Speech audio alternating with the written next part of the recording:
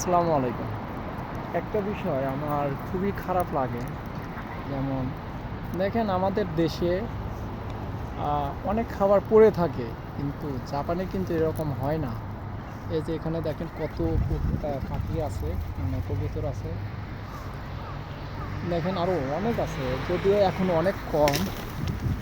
ওই এটা বলার কারণ হচ্ছে, মানে আজকের ভিডিওটা মানে তৈরি করার একটা রিজন হচ্ছে, আপনারা যদি আমাকে বেশি বেশি শেয়ার দেন, সাপোর্ট করেন, আমি ইনশাল্লাহ প্রতি সপ্তাহে ইনশাল্লাহ ওদের প্রায় 1 কেজি করে এগুলা খাবার আমি ওদের জন্য নিয়ে আসবো ইনশাল্লাহ।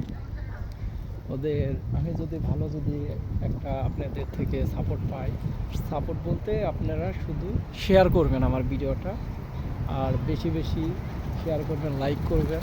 দেখেন এরা কতটা আন্তরিক, কারণ ওরা কিন্তু মানে ওদের কিন্তু খাবার দেওয়ার মতো সেরকম কেউ নাই, বুঝছেন।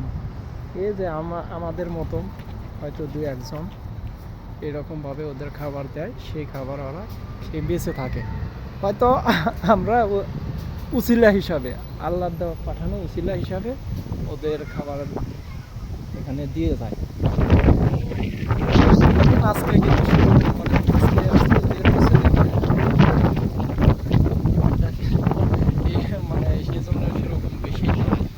তো আমি আপনাদের কাছে রিকোয়েস্ট করব, ভিডিওটা বেশি শেয়ার করবেন, আমি যেন আগাতে পারি। আর ওদের জন্য আমি ইনশাল্লাহ প্রতি সপ্তাহে যেন ওদের বেশি বেশি খাবার দিতে পারি আপনাদের উসিলাতে। আপনাদের থেকে টাকা পয়সা যাচ্ছি না, আপনারা শুধু ভিডিওটা লাইক কমেন্ট করবেন। আমি ইনশাল্লাহ ওদের ফেসবুক থেকে মানে সেরকম টাকা আসে না, বুঝছেন। মানে আর জাপানে এগুলার প্রচুর দাম। আপনারা যারা জাপানে থাকেন, এগুলোকে বলে এসা। আর এসা হচ্ছে প্রাণীর খাবার। এগুলোর প্রচুর দাম আসলে। আমিও হয়তো আজকে খাওয়ালাম, কালকে খাওয়ালাম, পরশু খাওয়ালাম, তার পরবর্তীতে কিন্তু আমার জন্য কিন্তু এটা অনেক ব্যয়বহুল, মানে অনেকই হয়ে যাবে, কষ্টকর হয়ে যাবে এগুলোর দাম উঠানো বা করা।